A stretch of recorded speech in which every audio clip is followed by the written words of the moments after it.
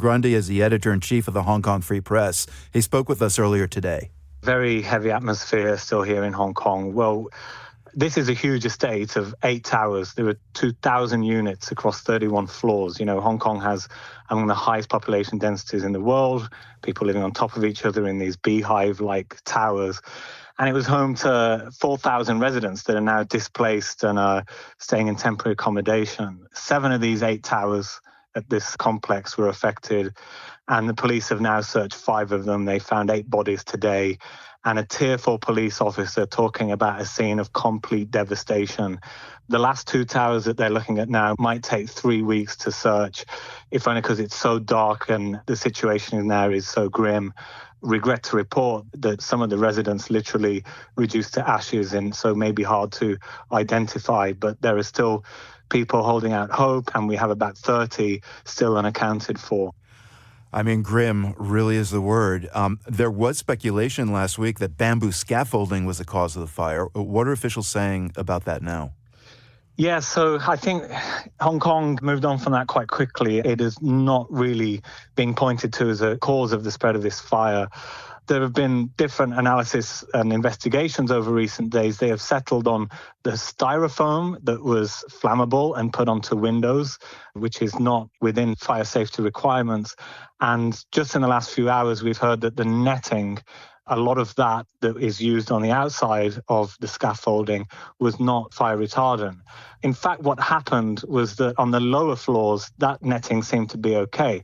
But in recent weeks, there's been a few fires at different construction sites, and it has been alleged by the authorities that the renovation firm went out, having been very concerned about recent fires across the territory, purchased some netting that was fire compliant, but only put it on the bottom of these towers so that it would pass the relevant assessments. I'm curious, why was there this scaffolding in the first place? Was there repairs or was there construction going on? Yeah, this was a years-long renovation by Prestige Construction and Engineering Limited. And 30 of the projects linked to this construction firm have been suspended across the city since then. We're only in the early days of understanding what's happened at these towers, but it seems also that there were elements of corruption regarding the construction firm too. There have been multiple arrests, in fact. 13 people now arrested for suspected manslaughter. Many of them were at the construction contractor, the construction consultancy firm, or subcontractors in charge of the scaffolding or the exteriors.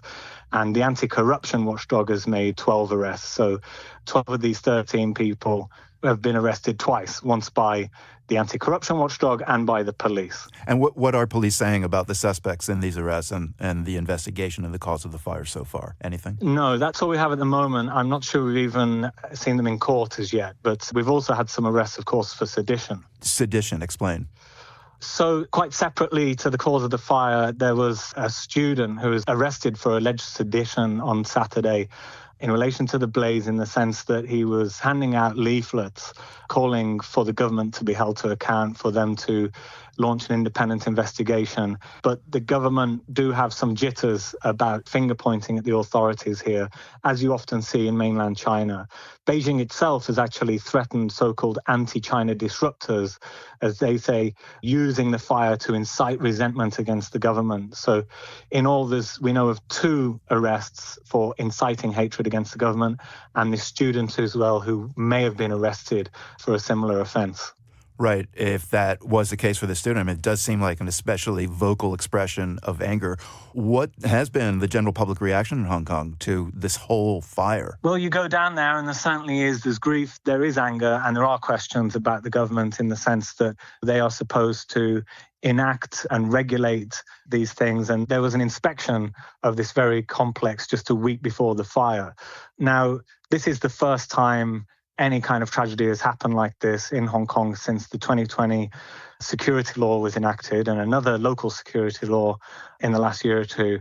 And so it's a bit of a test, because it already seems that within days, the patience for people pointing the finger at the authorities does seem to be wearing quite thin already with the authorities in Hong Kong. So what are the next steps here in the investigation, Tom? Just briefly, can the Hong Kong and Beijing government simply conclude the investigation and leave it at that with little or no accountability?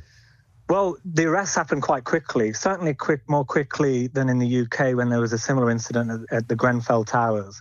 But then it's more in the long term as to whether there will be more systematic, fundamental change, a crackdown on these building committees or firms, or indeed anything in terms of taking responsibility from the authorities themselves.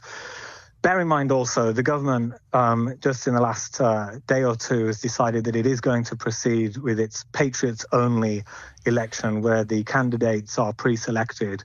That's going to take place on Sunday, and they've been very nervous about ensuring a good turnout, probably to ensure that it looks as credible as possible.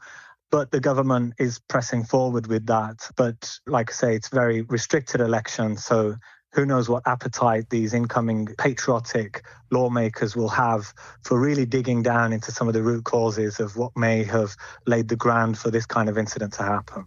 Tom Grundy is the editor-in-chief of the Hong Kong Free Press. He spoke with us this evening local time from Hong Kong.